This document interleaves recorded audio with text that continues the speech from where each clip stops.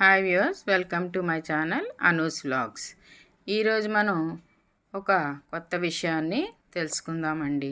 అదేంటంటే ఇలా ట్రెడిషనల్గా రథసప్తమికి మనం ఇంట్లో పాలు ఎలా పొంగించుకోవాలో చూద్దాం. మామూలుగా అయితే మీ అమ్మమ్మ గారు నాన్నమ్మ గారు మీ చిన్నప్పుడు పాలు ఎలా పొంగించేవారో చూసే ఉంటారు. రథసప్తమికి బయట మనకి పెరడు ఉండేది ఒకప్పుడు. ఆ పెరట్లో ఒక పిడకలతో పొయ్యి పెట్టి దాని మీద పాలు పొంగించి పూజ చేసేవారు. కానీ ఇప్పుడు మనకంతా కూడా ఎక్కువగా అపార్ట్మెంట్లే కదండి. అందువల్ల మనకి అలా పొయ్యి పెట్టుకోవడానికి ఇబ్బంది. అదే ఇబ్బందిని నేను కూడా ఫేస్ చేసి చాలా సంవత్సరాలు మామూలుగానే పొయ్యి మీద పొంగించేసానండి. ఈ సంవత్సరం ఎందుకో చిన్న ఐడియా వచ్చింది, ఇలా చేస్తే బాగుంటుంది కదా అని.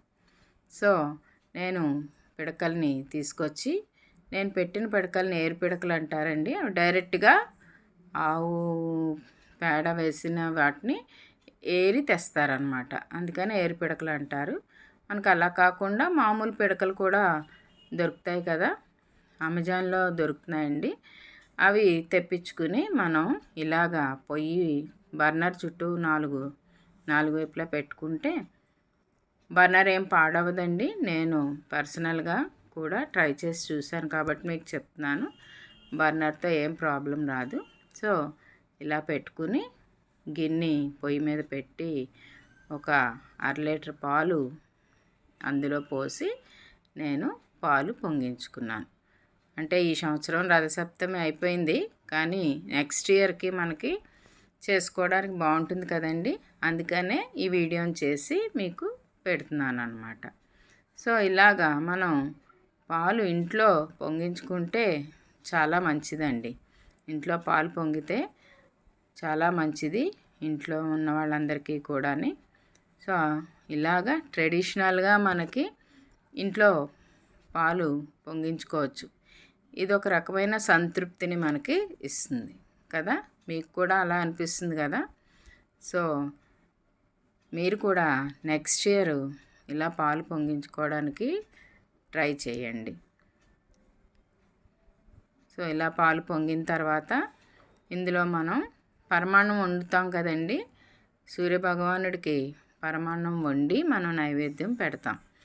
సో అందుకోసం ఇలాగా మనం పాలల్లో బియ్యం వేసుకుని ఒక 1/2 లీటర్ పాలకి 100 గ్రాములు బియ్యం వేసుకుంటే పరమాన్నం చాలా రుచికరంగా ఉంటుందండి. సో అలాగే దీన్ని మనం చెరుకు గడతోనే తిప్పుతాం. ఈరోజు గరిటె ఉపయోగించాం, చెరుకు గడతో మనం ఇలా తిప్పడం వలన పరమాన్నంకి వేరే టేస్ట్ వస్తుందన్నమాట. చెరుకులో ఉన్న తీపి దానికి యాడ్ అయ్యి చాలా మంచి టేస్ట్ వస్తుంది. సో అన్నం ఉడికిన తర్వాత నేను పొయ్యి ఆపేసాను చూసారా. ఎందుకంటే బెల్లం ఇలా వేస్తే, అంటే పొయ్యి వెలుగుతూ ఉండగా మనం వేస్తే ఒక్కొక్కసారి బెల్లం కొంచెం ఓల్డ్ స్టాక్ అయితే కనుక మనకి పాలు విరిగిపోవడానికి అవకాశం ఉంటుంది. ఇంత కష్టపడి చేసుకుని పాలు విరిగిపోతే మనసుకు బాధ కలుగుతుంది కదండి. అందుకని మనం ఇలా పొయ్యి కనుక ఆపేసి వేస్తే పాలు విరగదు. మీరు కూడా ఈ ప్రాబ్లం ఫేస్ చేసే ఉంటారు. నెక్స్ట్ టైం ఇలా చేసి చూడండి. ఆపేసి మనం అలాగా బెల్లం వేసుకుని తర్వాత ఈ పరమాన్నంలోనండి మేమైతే కందమూలాలు, చెరుకు ముక్కలు చిన్న చిన్నవి పైన తోలు తీసేసి చెరుకు ముక్కకి, అలాగే అరటిపండు ముక్కలు, తర్వాత రేగుపళ్ళు ఇవన్నీ కూడా వేస్తే చాలా టేస్టీగా ఉంటుందన్నమాట. సో ఇవన్నీ వేసి ఇలాగా వేసుకుని మనం చక్కగా కలుపుకుంటే మంచి రుచికరమైన పరమాన్నం తయారవుతుంది. అలాగే ఫైనల్గా ఒకటి మర్చిపోయాను అనుకుంటున్నారా? లేదండి, అది కూడా వేస్తాను. ఏంటంటే యాలకుల పొడి. ఇది లేనిదే పరమాన్నంకి సువాసన రాదు కదా. సో యాలకుల్ని పంచదారలో కలిపి పొడి చేసి పెట్టుకున్నామండి. దాన్ని ఇలా వేసి కలుపుకుంటే దేవుడి పూజకి పరమాన్నం రెడీ అయిపోయింది. అయితే నేను పూజ ఎప్పుడూ కూడా మా టెర్రస్ మీద చేసుకుంటానండి. ఎందుకంటే మాకు బాల్కనీలోకి ఈస్ట్ సైడు మాకు కనబడదు, సూర్యుడు కనబడ్డు అసలు.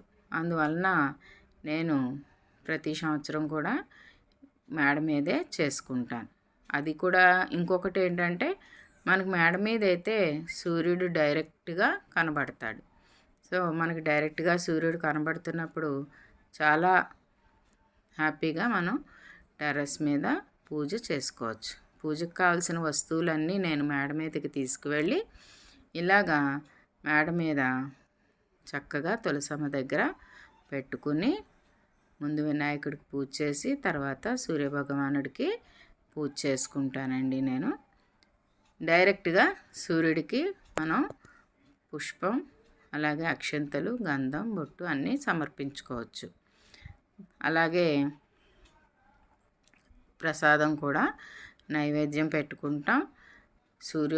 సూర్యుడికి అష్టోత్తరం చదువుకుని పూజ చేసుకోవచ్చు. సో పూజ అంతా అయిన తర్వాత సూర్యభగవానుడికి అర్ఘ్యం కూడా ఇవ్వచ్చు.